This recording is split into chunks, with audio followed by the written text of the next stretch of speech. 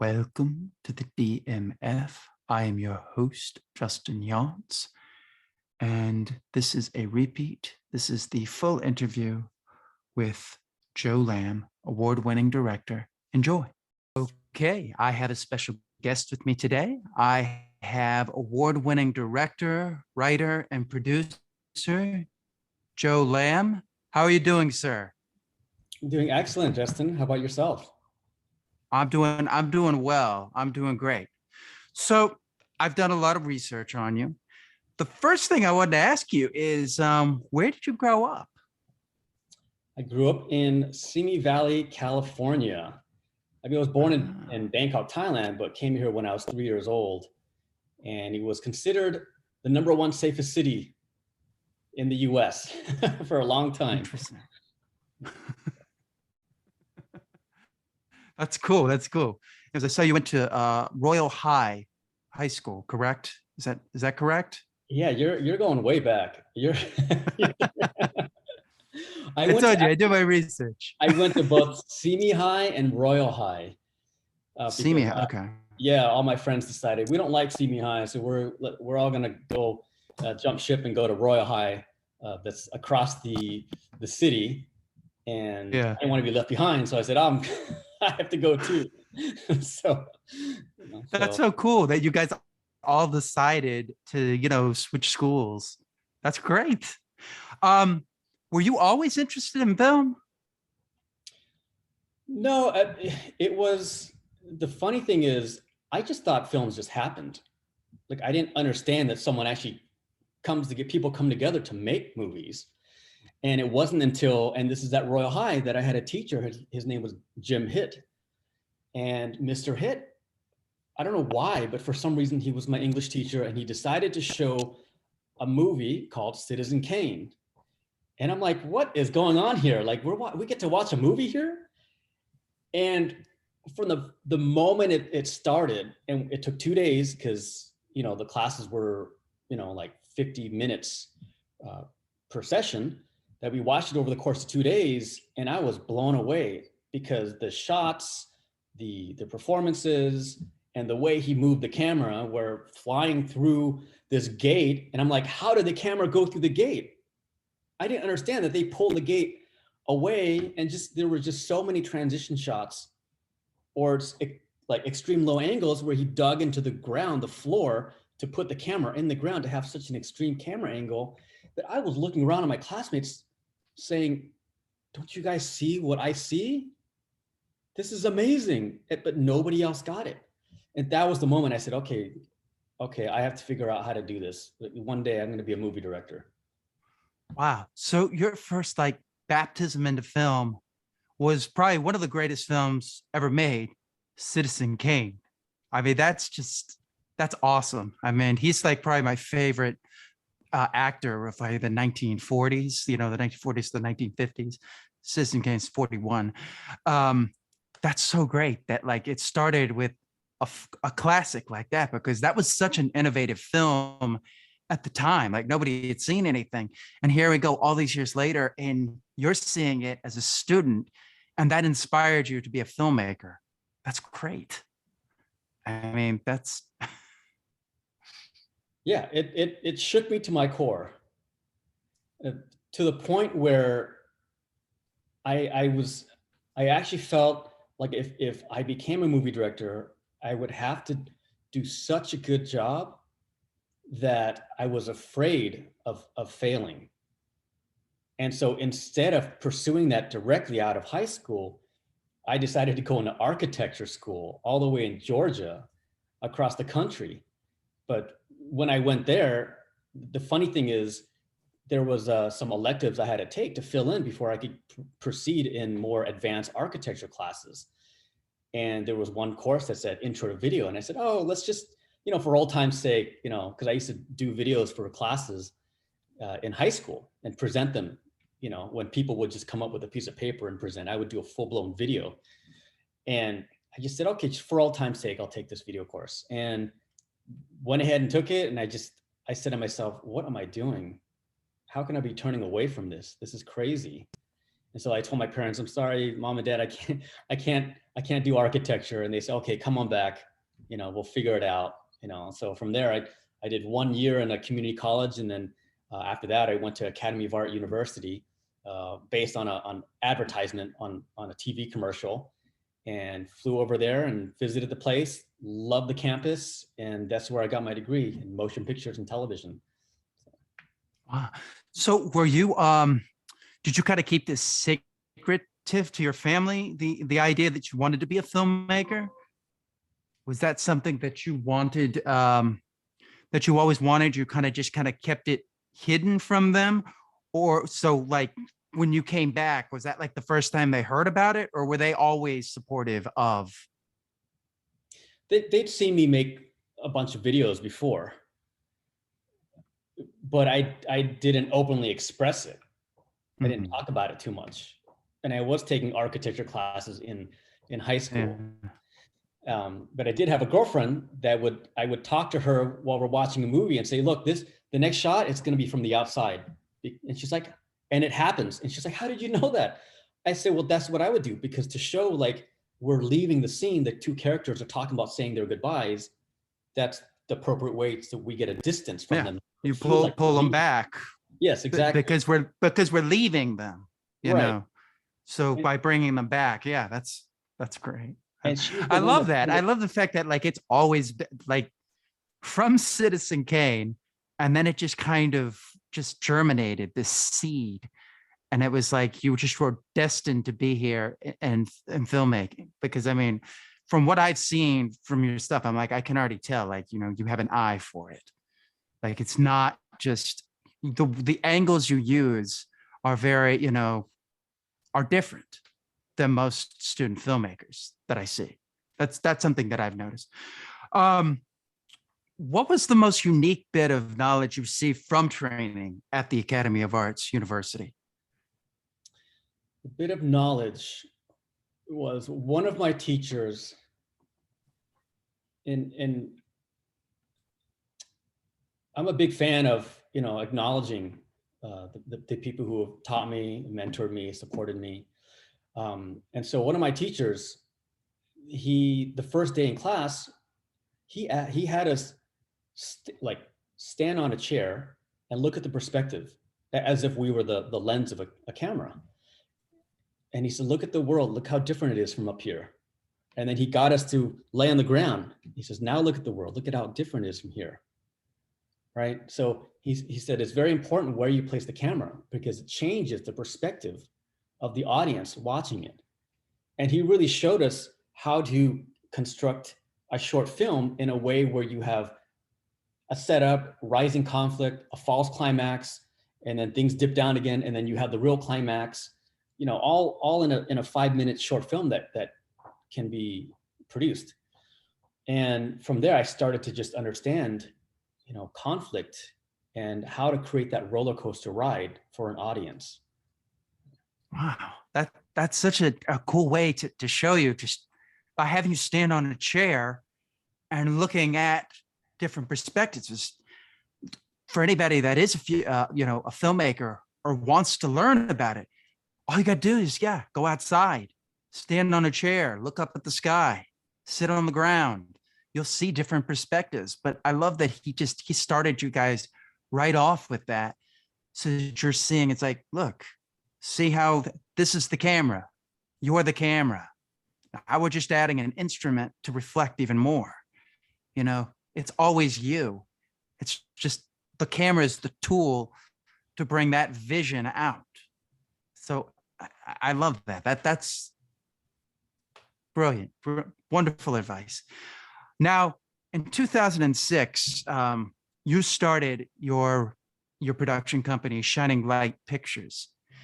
Talk about creating that production company, because you were very, very early into the process. Right. That was interesting because, I mean, after graduating from college, and I had interned at Paramount Pictures before and on a TV show, and it wasn't for me. I could tell it was a giant machine. And I said, I'm just going to get swallowed in this. I'm going to lose myself, lose my identity, lose my purpose. it was such a big machine, and I saw it as a rigid thing. Nothing wrong with that. It's the studio system, but it just didn't feel right for me. And they had offered me a job uh, before I had left, and I didn't want to do it. And television was not something I really had interest in. To this day, television's, I don't have an interest in it. So Interesting.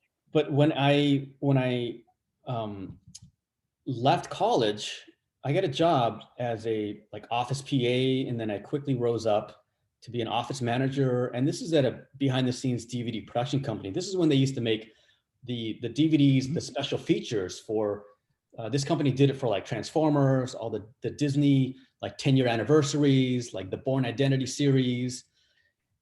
And I just wanted to understand the inner workings of a company, because I knew that I was going to have my own business one day, because I had been on set so many times before. And so the administrative side was unknown to me. So I did that for a year. And then I realized, because I was talking to my coworkers who were 10 years ahead of me. So I'm 22, something like 23. They were 33, that age range. And I said, so this is it. You're in entertainment. This is what you want to do, right? Like, you're living your dream. Every single one of them, Justin, I kid you not, every single one of them said, no, I want to be making documentaries. I want to be, writing TV shows. I want to be directing movies. I want to be producing movies.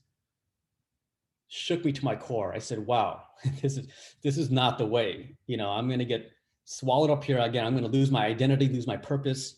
And so I left there after a year. And I decided, since I had not written my first feature-length screenplay yet, I said, this is a big problem, because that to me is the way to get a movie made, to direct a movie. Write your own screenplay, attach yourself, have people read it, want to make it, but say, I'm attached to it. And so I left, I got a job at a data entry position, something that was just a no-brainer, that was not, 10 hours a day and commuting 3 hours. And it was like a health insurance company. And I said, in 1 year, I'm going to write my first screenplay, finish it, and then I'm going to leave this job. And literally to the day that happened, I had finished the screenplay. I was making plans to leave. Then I got a job as a commercial producer at a company. But from there, the guy turned out to be a crook, and I had to leave after like 2 months. And I said, well, he can do it. Like, why don't I do it? I can start my own company then.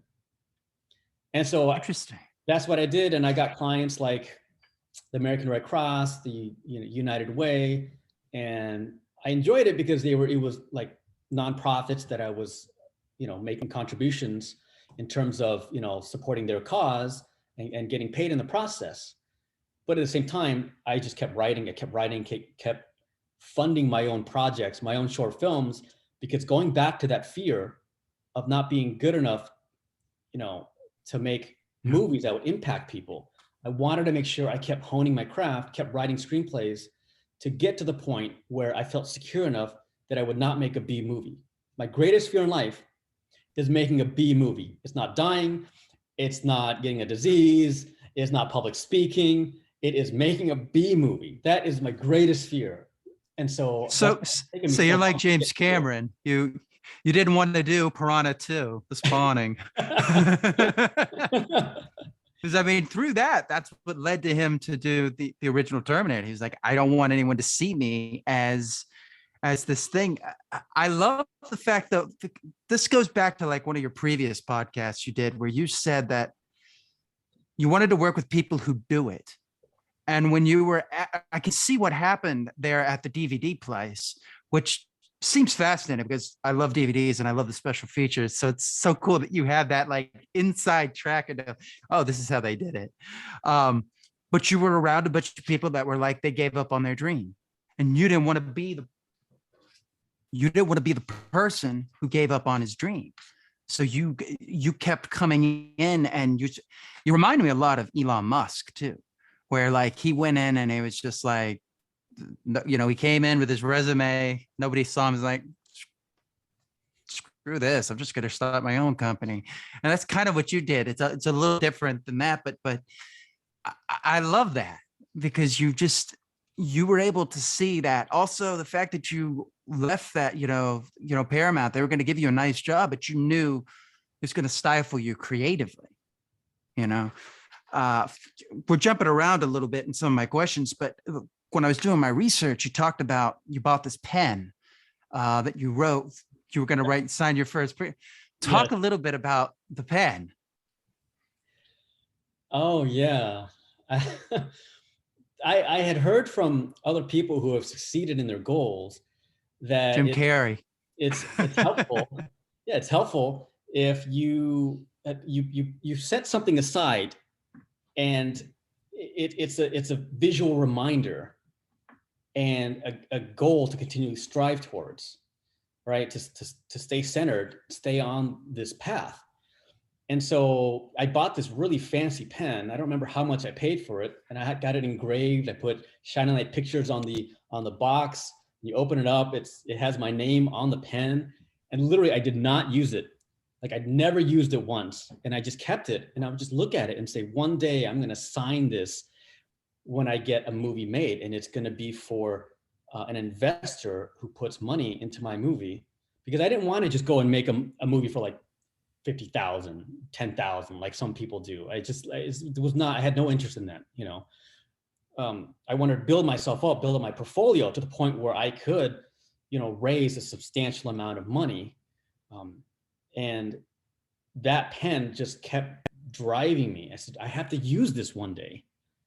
And I think it was I had it for maybe 8 years.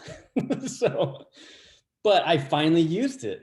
It was this year that I was able to sign and receive investment funds for my first movie to direct. So you had it engraved and everything, even before, and didn't use it at all. That shows a lot of discipline right there. I think that needs to be stated, how much discipline it takes to have a pen made, engraved, production company on, and not use it. I mean, and then just let it sit because you trust the process. And I think that's kind of what it shows is you trusted the process of that. And when I was doing my research, I saw that. It's like, oh, we got to talk about that. Is that's everything.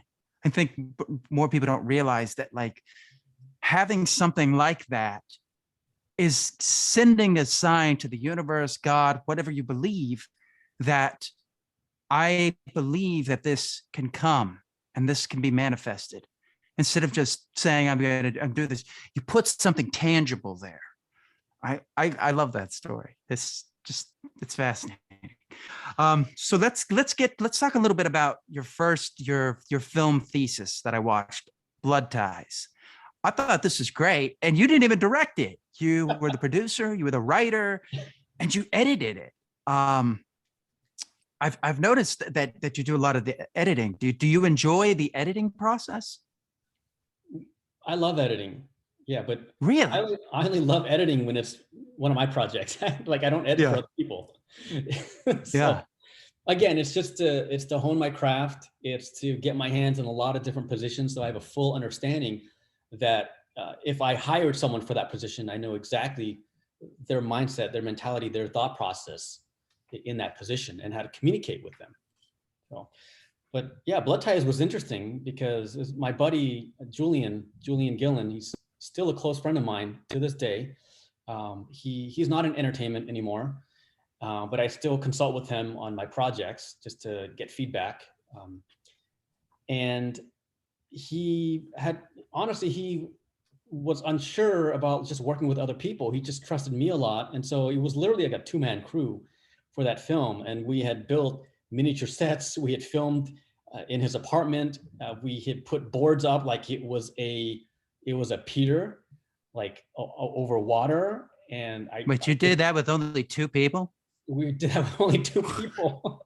He was the that's director, amazing. and I was everything else. And literally, we shot in black and white film on a Bolex camera, which is that's the crank. You have to crank the camera until it stops, and then you pull the lever back, and then you press the button, and then it rolls the film at 24 frames a second.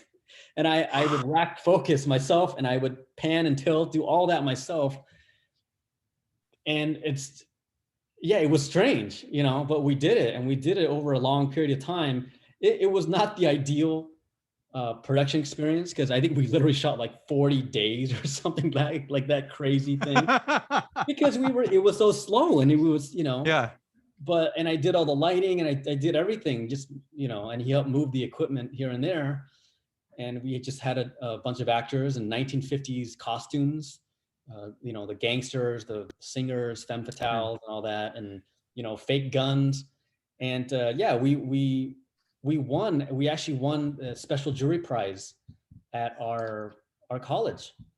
And the funny thing is, the 2 years before that, when I happened to walk into an event, and it was like the school was giving out awards for filmmakers. And I'm like, oh my God, the school gives out awards? I said, in 2 years, I'm going to be up on that stage. I'm going to win an award. And I love this. We're seeing this pattern of like, yeah, in 2 years, I'm going to do this. 1 year, I'm going to do this. 10 months, I'm going to do this. I love that about you. And you actually do it. yeah. So many people say that they don't actually do it. And it's, sorry, I interrupted you. I just had to interject there. No, it's okay. It's okay. I even wrote this story and I submitted it to Chicken Soup for the Soul, one of their books, and they accepted it as one of their 101 stories that are inspirational. So that was actually my first book publication. Wow. Dude, that's amazing. I just want to tell you what I thought when I saw it. It reminded me. It was kind of like a mix of Gangster Squad, the video game Heavy Rain, and what else did I write here? Sin City. Because it had that whole vibe, but the fact that you did that with only two people, and I thought it was great. I loved Blood Ties because I love film noir, and I love the aspects you did. I mean, just the very beginning with the knife and everything. I mean, that's just, Chinatown, Yeah. the knife right in the nose.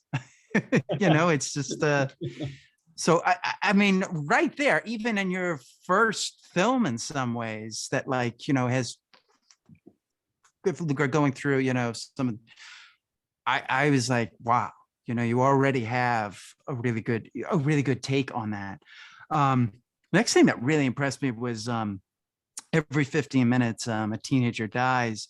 I love the edit. I love the editing of that with Mad World.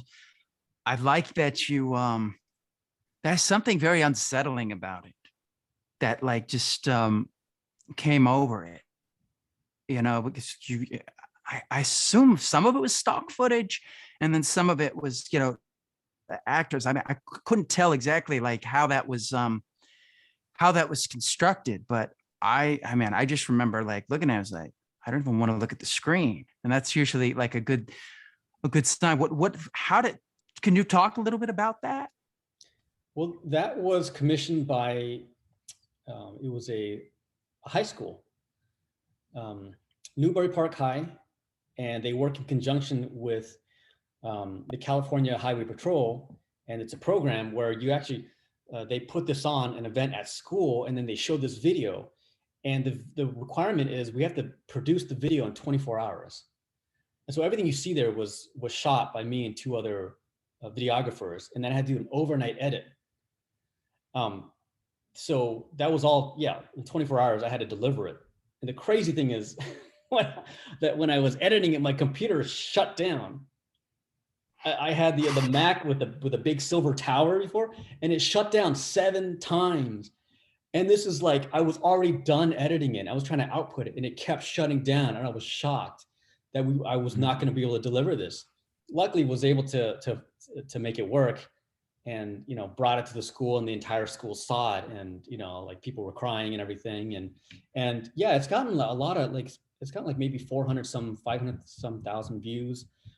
There is music in there that I do not own. I did not get copyright for, but YouTube allows it because it's for educational purposes. Yeah, that's what I thought. And there's a lot of comments that say from students, they watch it and they say, this is one of the best that I've seen of this every 15 minutes.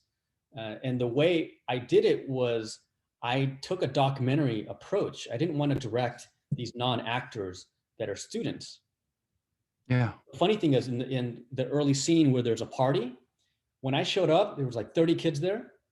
And I said, you guys, you party. You do what you want. I'm not here. You just don't talk to me.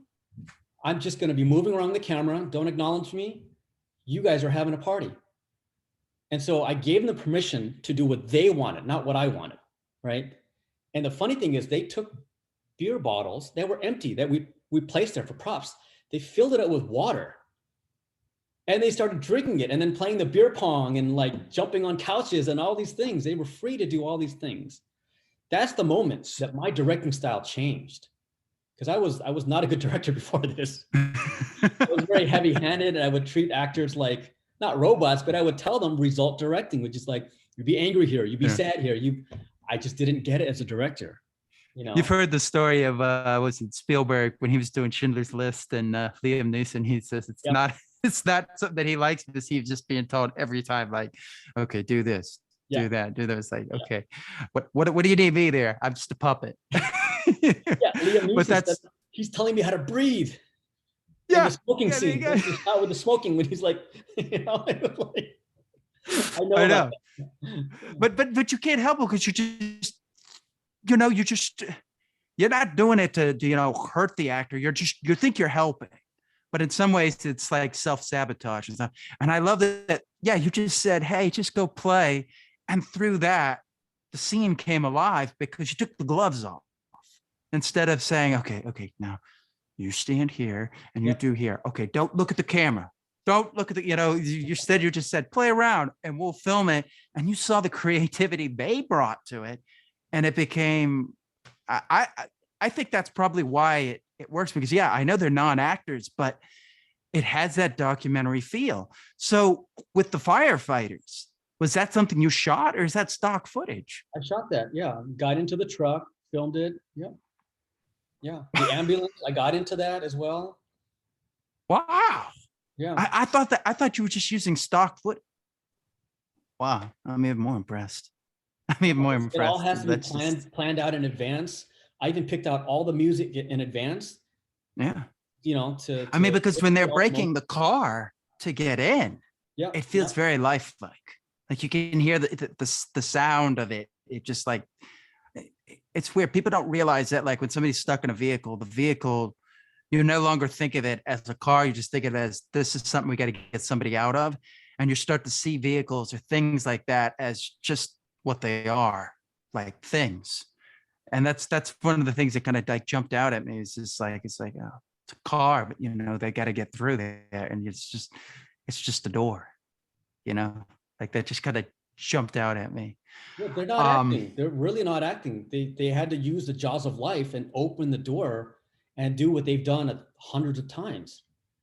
And that's what I wanted. I wanted the documentary. I wanted it to feel real.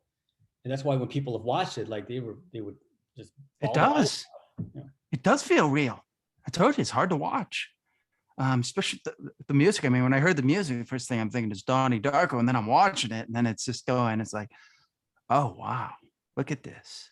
And as I told you, I thought it was stock footage because of the way you filmed it, with the shots. But now I know that like you actually shot that. So that's, once again, hats off to you again. Thank you. One of the last films I wanted to talk about till we get to the big ones, artwork. I liked what you did with that, just the colors and the, some of the looks that you brought to it. It had that romantic comedy feel to it, but it also had this this beauty to it, the pinks that you used, and even the speaking style. I don't know if that was intentionally, but the speaking style really jumped out at me. Like they're speaking very, kind of, but I was like, this works. Can you talk a little bit about that film, artwork? Well, artwork to me is bittersweet because I knew you were going to say in my inexperience, I did not have a sound person on set for most of it, and that was shot on color film. We literally did 1 or 2 takes for every shot that you see, because it gets pricey. I mean, that short film cost $15,000, and Blood Ties cost, I think it was like $25,000, something like that.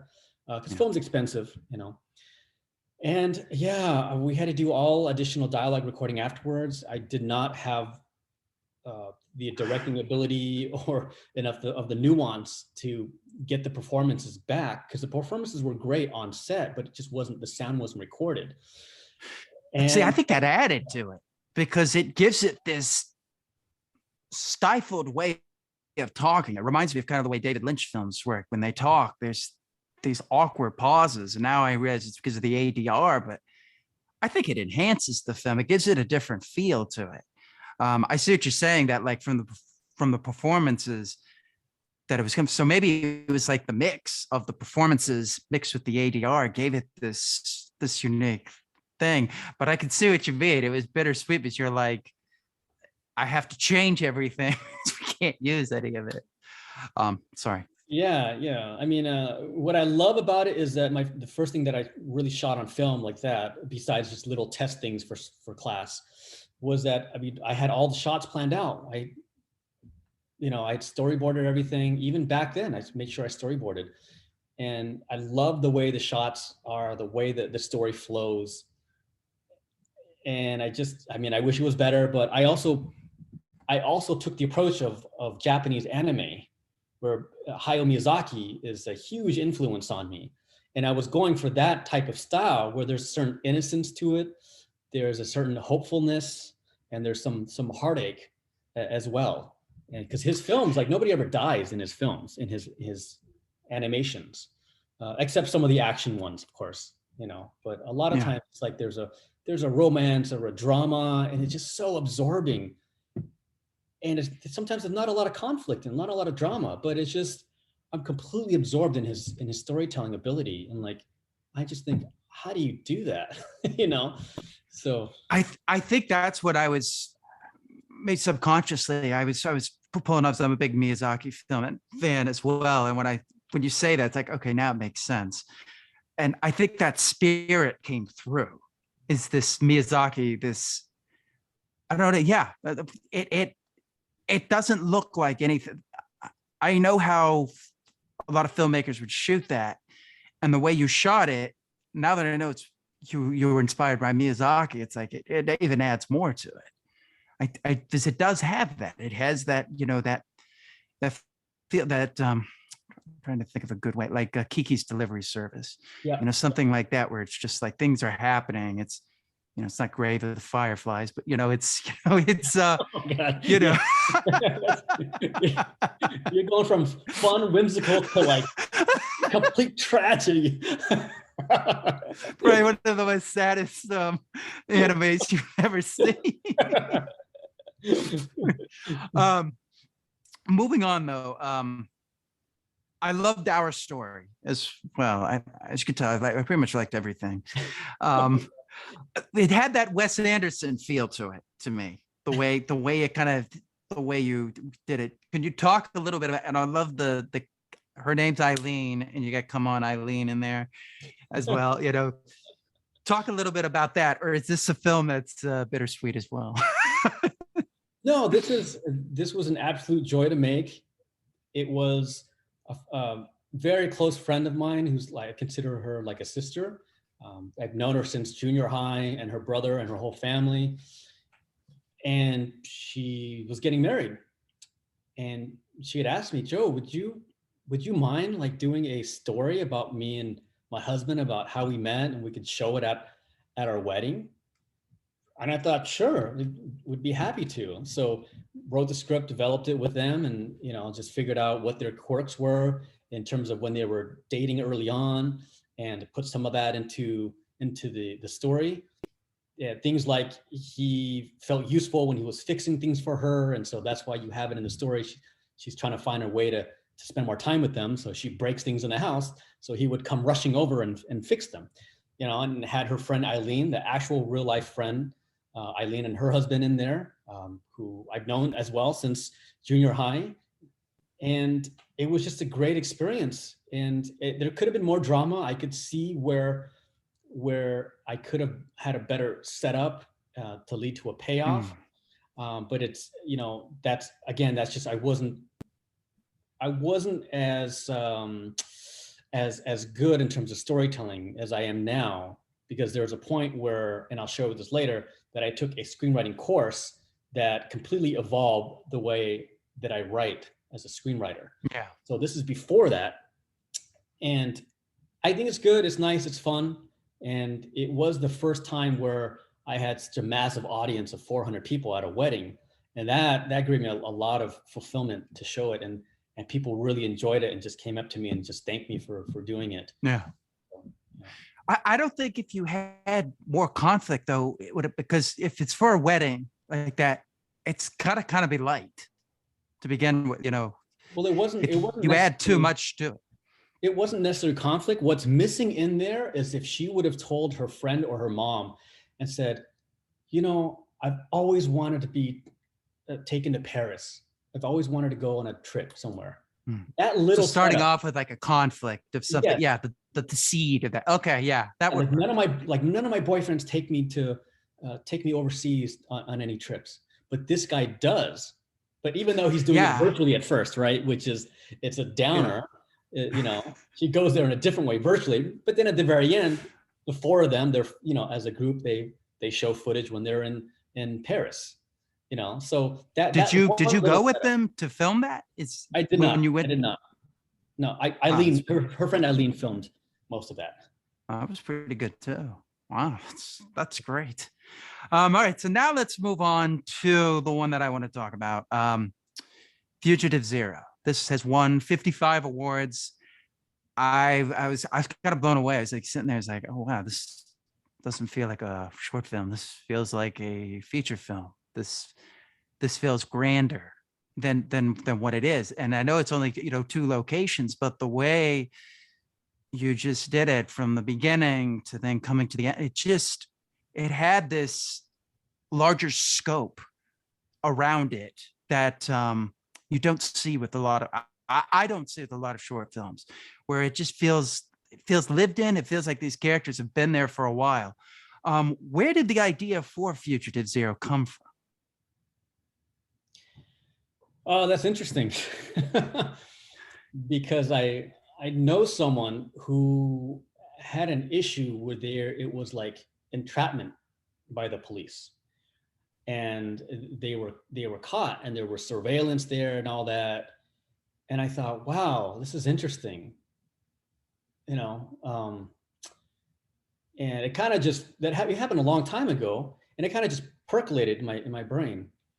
And I knew this person was a good person, just made a mistake doing, you know, just writing stuff, you know, online and things like that, and got caught by the police. And so I went ahead and I thought, well, how do you really know if someone is good, or they've stayed the same, or if they've gotten worse if they were in a prison system, you know, besides just like being interviewed and then having their time served, you know, like where are they at morally? And so I thought, wouldn't it be interesting to actually test people before they come out of the prison system, before they're released to society, and give them a series of tests to challenge them, challenge their morality, and see what decisions they would make. And from there, I figured out, oh, there must be a person that creates this program, gets funding for it, and has to test it out. And this is the early stage of this testing it out. And so Fugitive Zero, he is zero because he is like the test subject. And I thought, wouldn't it be interesting? Because if he did not affect anyone's life except for the family members, like why does the rest of society care? Except for, you know, maybe he could do it to other people, right? So the person who he's most directly affected is the mother of someone that he killed. And if I made her the person that decides, not the judge, not the jury, if she decides if he gets to be released or not, after he passes all the moral tests, then right, then there's a sense of like healing that takes place for her, closure for her, and for him as well, because it's like for him, he's like, I've been accepted by the victim that I caused harm to, the mother, you know. So there is a way that both of them can heal, but of course he gets sabotaged, you know. So And the way that this came about was then I wrote it a full screenplay, 120 pages or something like that, 118 pages, and won an award for it. And I thought, oh, wow, people see value in this. And I have a screenwriting career coach. Her name is Lee Jessup. I met with her and I said, I want to direct this as a movie. And she said, Joe, if you want to direct this, you have to do the short film version of it because this is like a bigger budget. It's in the millions. And I was like, oh my God. When she said that, I said, oh my God, because I knew she was right. But two, I knew this was going to be the biggest budgeted short film that I had ever done. Yeah. And I would have to raise money for it. And I didn't really have much money at the time. And you did crowdfunding. I did. Yeah, I did a crowdfunding for a partial amount of it. And I just said, I have to do it.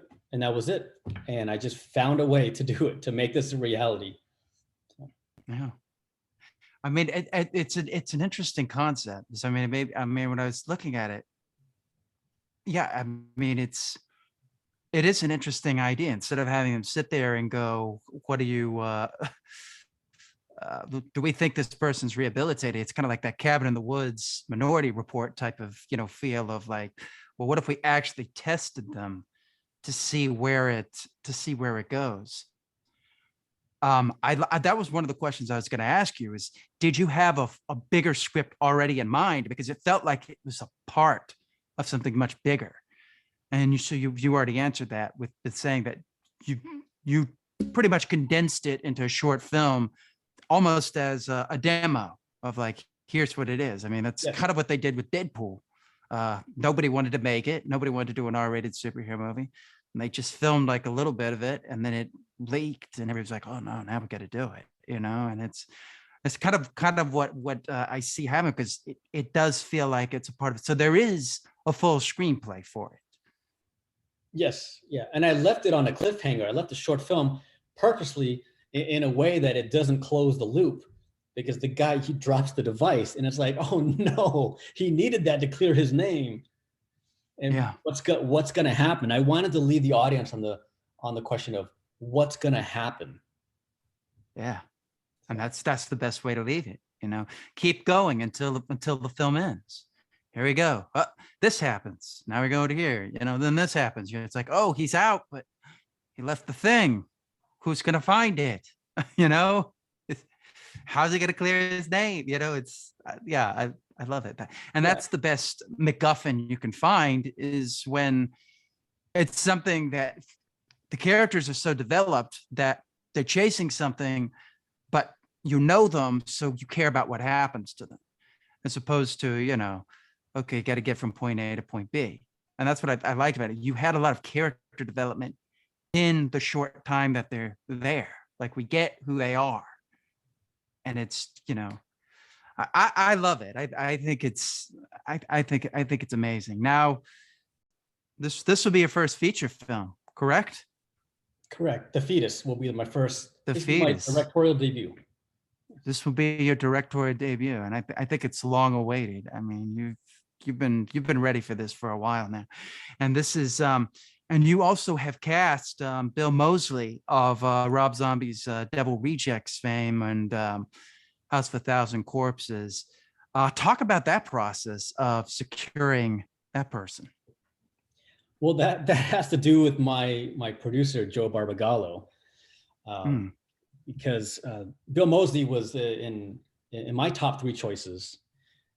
And I wasn't sure if we were going to get him. But Joe B, we call him Joe B because there's two of us. I'm Joe L, he's Joe B in our production team. He went ahead and sent him the script with an offer. And I heard back that within 3 hours, Bill Moseley said, yeah, I want to do it.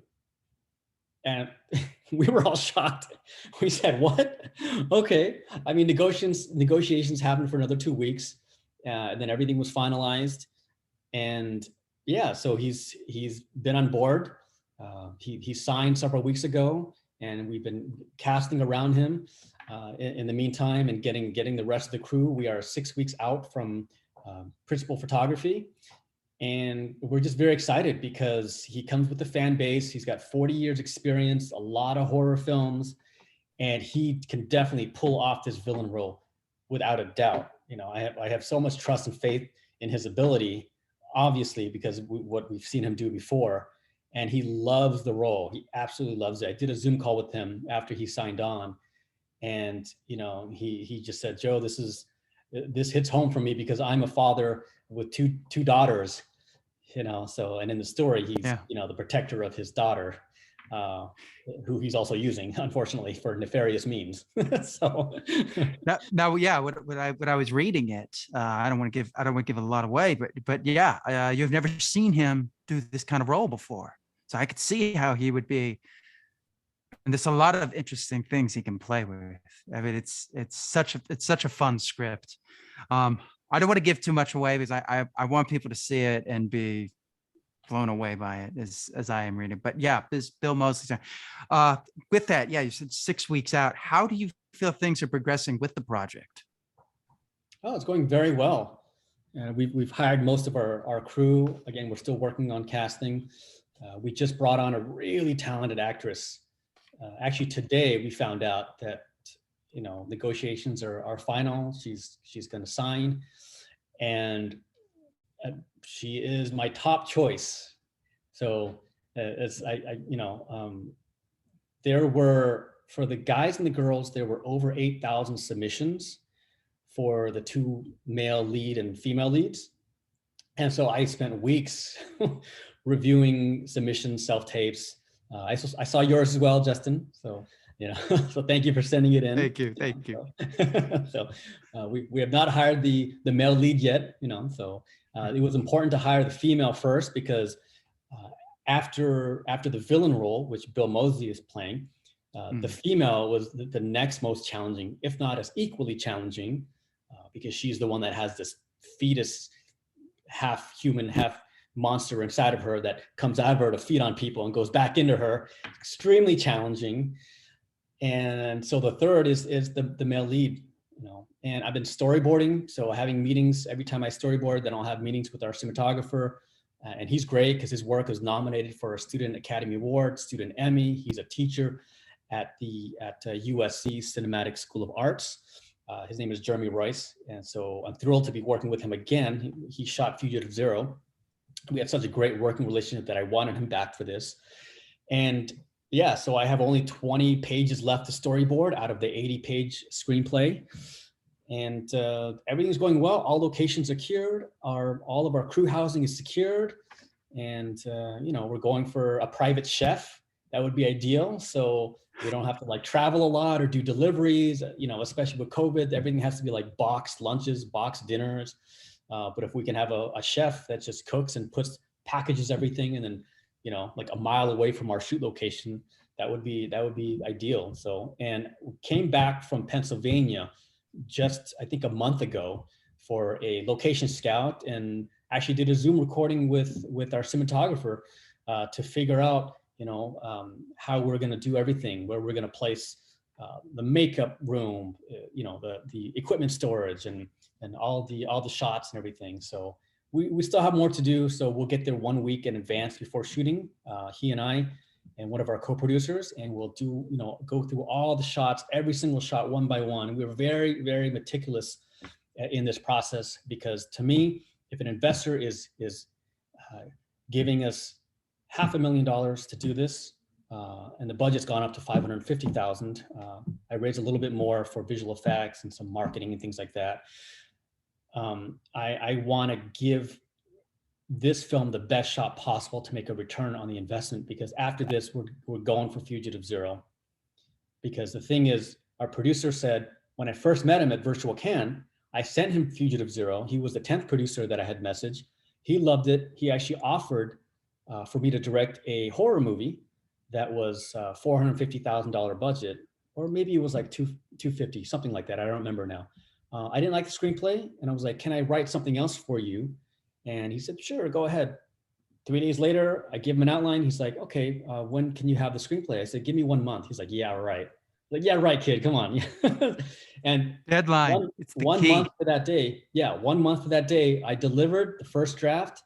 And he's like, "You know what? This is good enough. Let's go into development." So a year later, 40 drafts later, we've assembled this team, and 6 weeks to go, and we're we're looking forward to shooting. So. Awesome.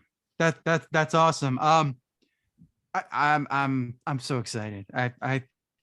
I think you're ready for this. I love what you're doing. You're already storyboarding everything. So you're taking care of the risk factor. I mean, when you're shooting, there's always risk because it's just everything goes wrong, you know. Oh, the light doesn't work. Oh, you gotta get another light. You know, you have to be prepared for everything. But by storyboarding it, knowing exactly where you want to shoot everything, you've taken a lot of the guesswork out. Because I've, you know, been on, you know, films where it's like, oh, we didn't plan anything out. It's like, okay, so this is gonna go over. Yeah, I So never liked that. switching, yeah, no, it's not. Always be prepared. Be prepared. As an actor, you need to always be prepared. Know your lines, know them backwards and forwards. Be prepared. If you have to improv, change, always be ready. You know, read the script, do everything, know everything that you can know. Switching gears a little bit here, I wanted to talk a little bit. So you're kind of you dabble a little bit in real estate. You publish a book called Airbnb Mastery. Is a book something you always wanted to do? Yeah, I figured that if I can help others achieve what I achieve, then why not? Like, why keep it all to myself? You know, I mean, I taught kids filmmaking. They were age 8 to 16 at a kids camp before. You know, I had a whole department and we would make short films with them. They have a short film at the end of the week during their camp stay. You know, so the educator part has always been inside of me. And actually, my first book that I wrote on my own was actually filmmaking success, making the teen comedy. And this is when I was trying to get a teen comedy off the ground. And I'd actually produced and directed a trailer called Gawkward, and, you know, was shopping around, like going to producers, and I couldn't make it because as a comedy, it doesn't sell in other countries. And so unfortunately, even though I had wrote a book as well, because I figured they're not going to read my screenplay, I'll at least give them the book. And, you know, people value a book, so they keep a book. And I figured, you know, if they like the book enough, or the fact that I am doing extra more than just having a screenplay and this trailer, that maybe they'll take a chance on me, you know. It didn't happen. So, you know, I will have another book. That's a great try. I mean, that yeah. just didn't work out. I mean, that is a smart way to approach it. Writing a book, giving them something more tangible, you know, to look at and be like, well, here's this, you know, as opposed to here's the screenplay. Here's the book as well, you know. And I saw that trailer, and I liked the way you cut it and everything. And I was like, yeah, it's another thing I was really impressed with. I don't want to go through every single film, but yeah, I loved Gawkward. So this is your second book. That's cool. Can you talk a little bit about the process of writing a book? It varies. I mean, I wrote Filmmaking Success, the teen comedy one, like literally in 1 month. I just watched 25 of the top most successful teen comedy movies, just wrote it all out. And then I edited it for the next month or two. And then for Airbnb Mastery, that was a longer process. That was COVID happened and the moratorium shut everything down. So we were buying homes in pre-foreclosure for very low. Like we'd get in for like 18 to 20,000 for a home, and help people get out of foreclosure, which is really negatively impacts them. And these homes were the values were like 300,000 to 700,000. Sometimes we relocate the families to another place while I'm looking for another house for them. But the moratorium stopped everything, and I just figured, like, you know, we had run the homes as Airbnbs as well to generate cash flow. And I said, why don't I just, you know, write about that experience to help others in this area? And from there, then it actually led to teaching at a company called Pips Path. That's a real estate education company. And I host a what's called the RIA, Real Estate Association, every Monday nights. You know, and there's like, you know, sometimes 20 to 50 students on there that are learning about real estate investing. And so now I manage a bunch of properties here in Las Vegas for short-term rentals, and they're Airbnbs, they're travel nurses, working professionals, short-term, midterm rentals.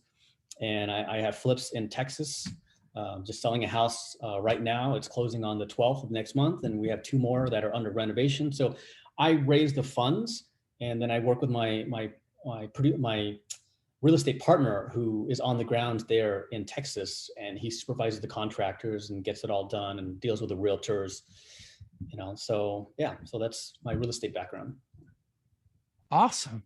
That's great. Do you find that having that experience in real estate allows you to transfer to filmmakers? I imagine the idea that the deadline of real estate that comes in with filmmaking. So the fact that you got to move.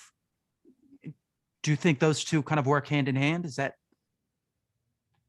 Yes, the best thing that I learned from real estate was I learned how to put together a whole investment proposal and demonstrate the strategy, the returns, the comparables for homes that are sold in that area. And from there, I was able to do the same thing with the film, as well as with the guidance of our producer, Joe B. And I work with him to put together a whole proposal and get the comps, because getting comps for movies is similar to getting comps for real estate.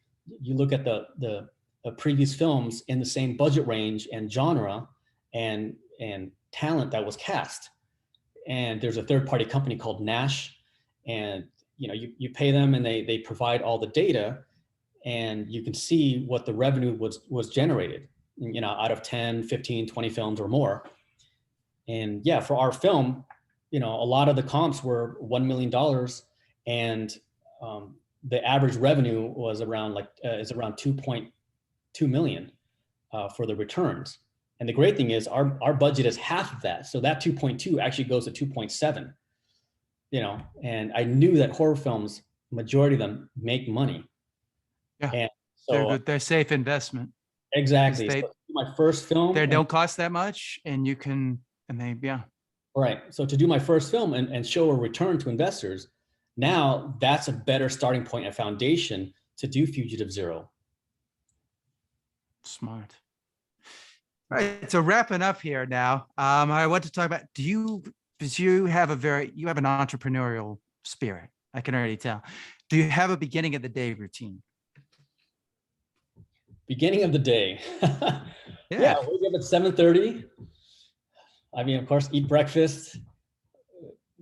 I check email, and I just say, what do I need to do to advance the movie or real estate, and whatever that is, I just do it. So whether it's storyboards or looking for visual effects artists, putting up ads for crew, looking at self tapes from actors, that's what my day is filled with. I mean, I don't have a 9-to-5 job. I haven't had a 9-to-5 job for, I don't know, 10 years. So I can't, it's stifling to me. I'm not able to do it. It doesn't work for me. So yeah. And then the rest of the day is just meetings, production meetings, interviewing for the cast or crew, and just making sure we have everything in place for the movie and for real estate. Writing up contracts, talking to investors, and yeah. Do you have a nighttime routine? I'll keep working until I just get exhausted. Sometimes if I've had too much caffeine, which is the case, I'll just work until 3 a.m. in the morning, because I just say, okay, I can't sleep. I tried sleeping, lay down for an hour. No, I'm just gonna get up. It's like 1 in the morning right now, and I'll just work until 3, drink some hot milk to get my body to calm down from the caffeine. I have a love-hate relationship with caffeine. So right now I've been having to limit iced coffee, just 1 drink. But if I do an extra one that is a tea, like a milk tea or a black tea, I'm over the edge and I have trouble sleeping. But then I'll just continue to work. Same here. I can only have like 1 cup of coffee. I just feel it. I'm very susceptible to the caffeine. So I understand what you're saying. Do you meditate? I used to meditate a lot in my teens and in my 20s. And I got to the point where I realized, I'm meditating so much, but like my life isn't moving in the direction I want it to be moving in. So I really just, I took what I had cultivated in meditation and like Tai Chi and martial arts and just applied it to regular life and just try to keep my mental state at a certain like level, you could say. Yeah. And so I no longer meditate. I don't have the need for it. I've tried to go back to it, but Yeah. it's just not there. And I find myself far more creative now. And I don't have a need for it. I'm extremely happy with my life. Yeah. Um, and just working with all the people I get to work with. And we hardly have any hiccups in terms of our film production. We've only had one, but it was minor compared to what I've heard, the horror stories that I've heard from other people. And yeah, life is good. So Wow. Do you what was your practice of meditation? I used to meditate for like half an hour before going to bed. Yeah, it was quite a bit. But the funny thing is, I switched because I had gone to spiritual teachers as well over the course of the years because my mental state was not always good growing up. I mean, I was suicidal at age 12.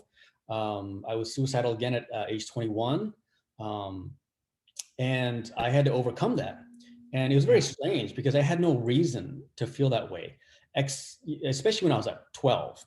There's no reason, loving Yeah. family, my parents were great, I had a great support structure. I was always cared for. I didn't have anything traumatic that happened to me. But then at 21, I had a schizophrenic episode. Let me go back to age 12. I had written it down, and I'd given it to my teacher, and she saw that I wrote this note about like suicide and this and that. So she told my parents, and she talked to me about it.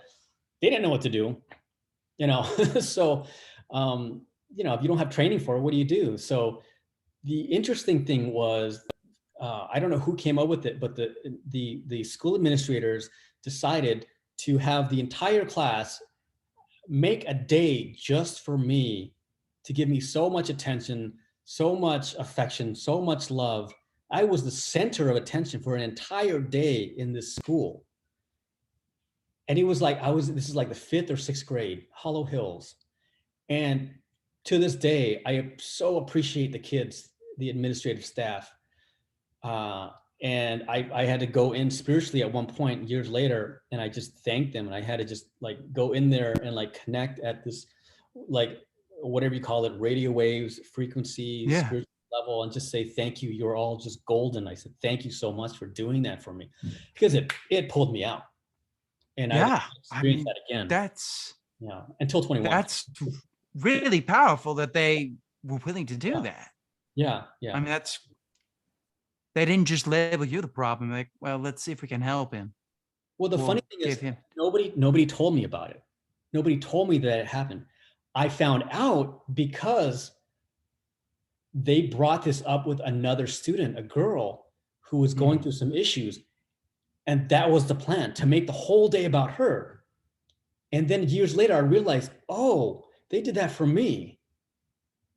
And it worked for both of us. And to this day, my parents have never told me. They've never said anything about it. And it just, so.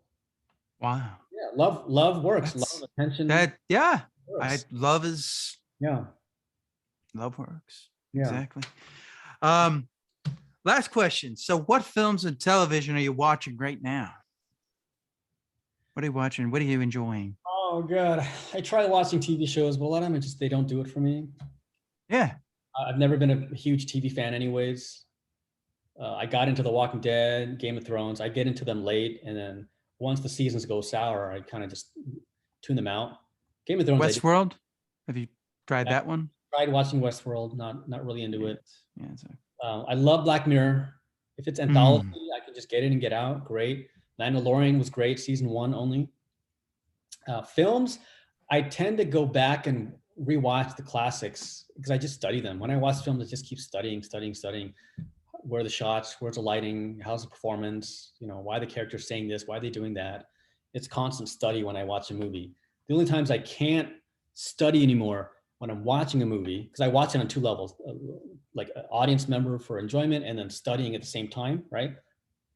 Yeah. Is when it's so good, it's so effective, the roller coaster ride, they've done an amazing job. Then I'll just forget. And those times have just been like The Matrix, the first one, Sixth Sense, Family Man. It's like, yeah, Lights Uh, Out. These are all 10 out of 10s for me, and yeah. I'm absorbed. I forget. Do you study Zemeckis at all? He's very good at that, letting you get, like, if you look at the film Romancing the Stone, Yep. the way it's shot and the editing, it's almost a perfect film because he just sets up your eye, goes directly to it, and he's foreshadowing. He's using all these. I don't know. I love Robert Zemeckis. I'm a big Zemeckis guy. Do you like? Have you? I just saw like a couple of months ago the film that Alex Garland did, Men, which is his follow up to Annihilation. I don't know if you're familiar with that director. Yeah. Well, going back to Zemeckis, and then I'll get to Yeah. I'll get to that. Is that, I mean, he's a master, and what I love about him is he was under Spielberg's tutelage, and he always asked, who is seeing this right now? He never shows something just to show it. Like, he says, whose perspective is this? So like when I watch Back to the Future, it's always from, like, if you're seeing a scene, like somebody's either watching it or you feel so engaged, you're with them, as opposed to doing a standard, we're going to shoot the establishing shot, and then we're going to go over the shoulders, and or the singles. I mean, when I watch movies, the director is doing the same exact process, the same shot sequence, I check out. I'm out of there, But Zemeckis, he doesn't do that. He opens in unique ways, and I take the Spielberg approach. I take the James Cameron Zemeckis approach. Who's seeing this and how can we engage? And it's a constant reveal. This is what I'd want to get to any other filmmakers listening right now. Every shot that you do your best to have a concept in there and to have a reveal. The reveals are key, are absolutely key. If you show a shot and you show everything in there, well, everyone's processing everything at once, as opposed to starting on an object and moving on to something else to reveal someone else in relation to that object. Don't just show the person and the object at the same time. The reveals are what hold us and what hook us. What are we going to see next when the camera is moving? Or why are they moving closer to the camera? Or why they move like Ridley Scott's Gladiator. First shot, you see a hand wheat. Yes. Going through wheat. Yes.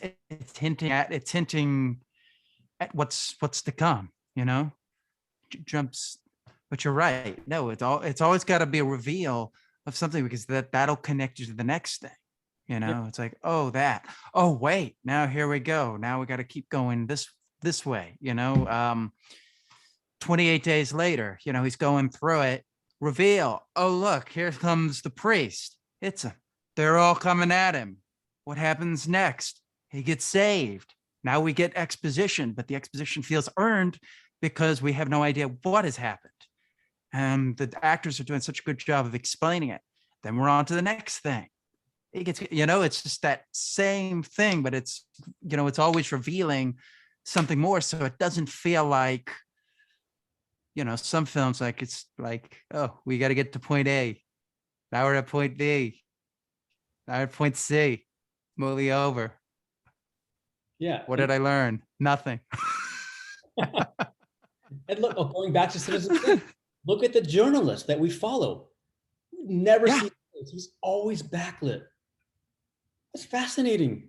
Yeah. What movie today does that? Hey, never see the person. He's almost doing the reality TV show type of character, the thing where they're talking about, well, I never met, Riley always thought about this, they're always, you're hearing about him before we didn't even meet Kane till like 30 minutes into the film. you know, Yeah. when we finally meet him. Yeah. It's very similar to The Third Man, where you just hear about the character and then it's brought up. Yeah. Yeah. You know, it's yeah. Yeah. Well, It's always gotta be revealed. going back to the director of Annihilation, I never saw Men. I couldn't connect with Annihilation. So Annihilation wasn't as I enjoyed Ex Machina. I thought that was like, this is new, this is different. It's a different way. Just these pristine shots. He wrote 28 Days Later. He ended up pretty much reshooting and making Dread in 2012 a watchable movie. That's why people are like still going, when are we gonna get another Dread? When are we gonna get another Dread? It's like, well, we don't know yet. He did Ex Machina.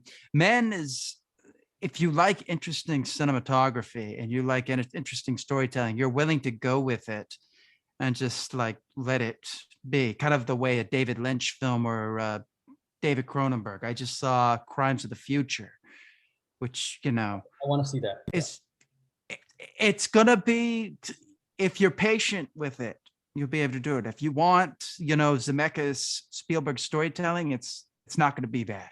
It's a lot of there's a lot of waiting, and you got to just kind of pay attention, type of thing. I like that kind of film as well. I like Zemeckis and how fast it is, but I also like the films where, like David Lynch, where you're just like, I don't know what's happening, but this is interesting. You know, the way he's doing it, just the way. I don't know if you watch Twin Peaks: The Return, which is basically just a film in some ways. It's not really a TV show. He thought, I mean, there's just, you talk about somebody who understands taking your time. You know, he just will like sit on a shot. One thing I noticed when I was doing my research on it, you saw 12 Years a Slave. One of my favorite films is Shame, which I Yes. love the way that's a film that just like, you just keep going deeper and deeper and deeper and deeper.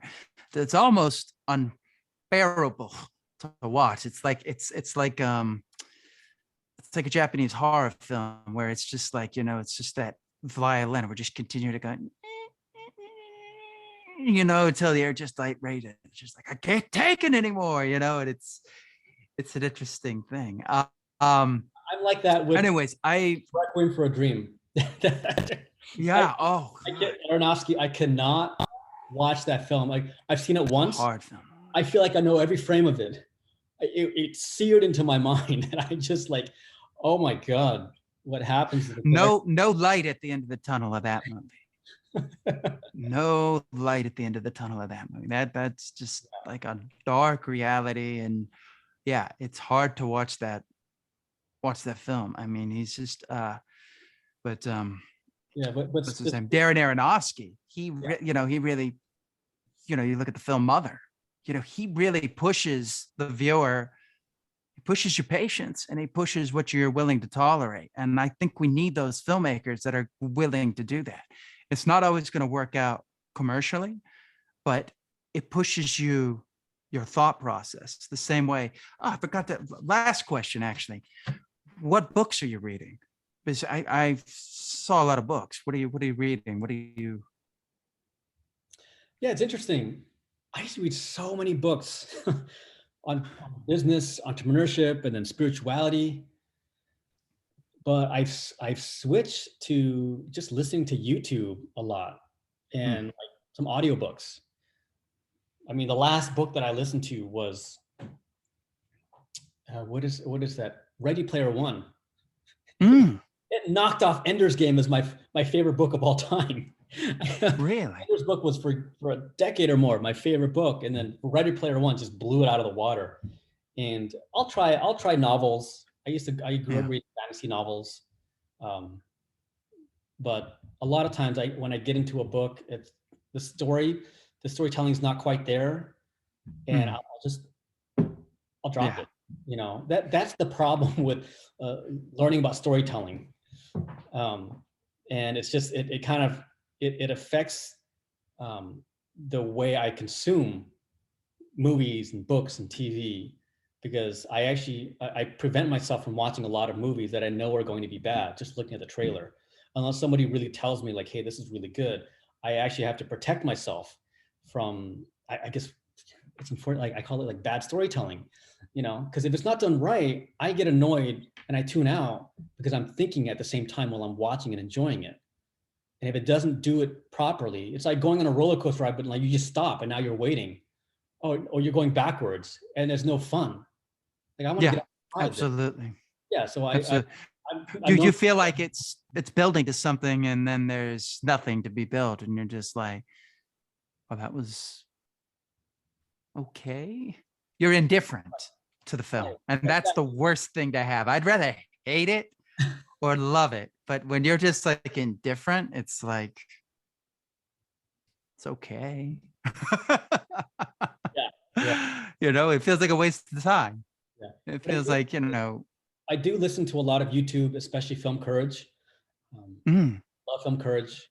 And the funny thing is I've like listened to practically every interviewee on there, but it gives me a sense of comfort because I will re-listen to some of them, just knowing that there's others out there who are still at it, who are making movies. Because after graduating, really, it's unfortunate none of my classmates are still at it.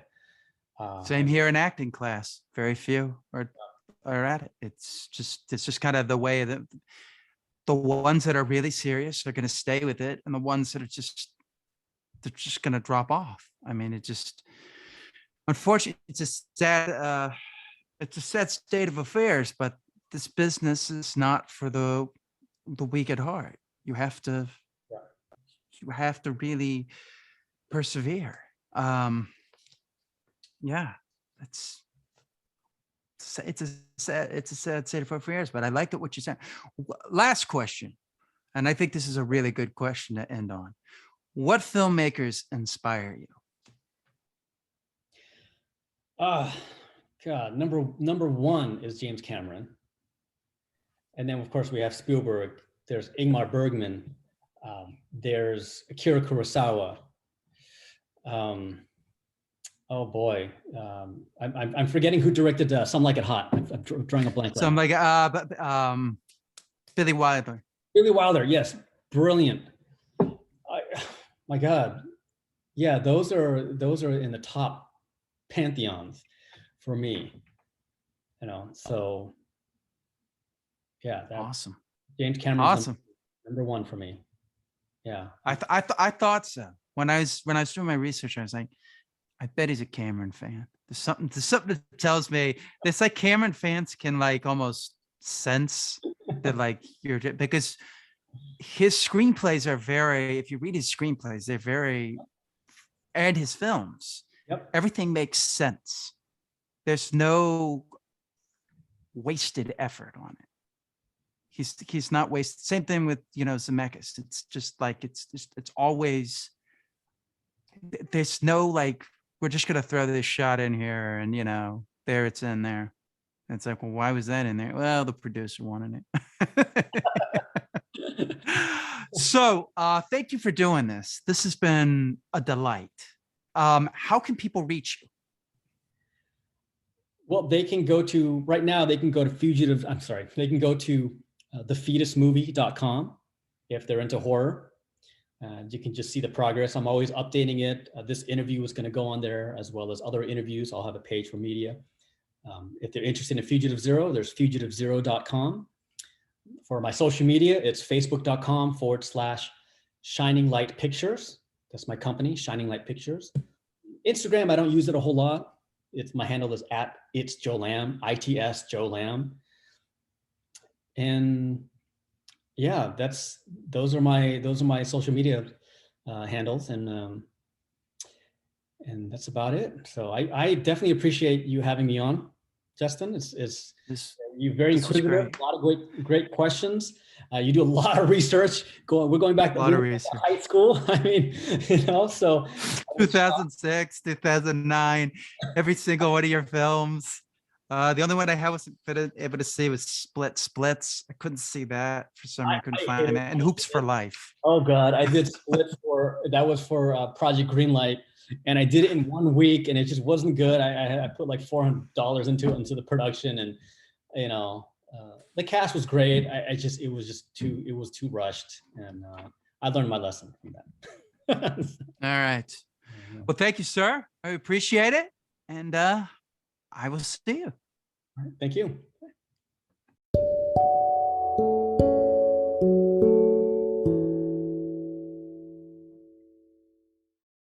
Okay, that about does it for this interview. I hope you enjoyed the full, completed version of Joe Lamb, my interview with him. And check out Fugitive Zero on YouTube. Also, check out his production company, ShiningLightPictures.com. And when it's ready, try and see The Fetus movie.com. Check out the website and maybe see the film. Also, you can find Joe Lamb on Facebook. I don't believe he's on Instagram.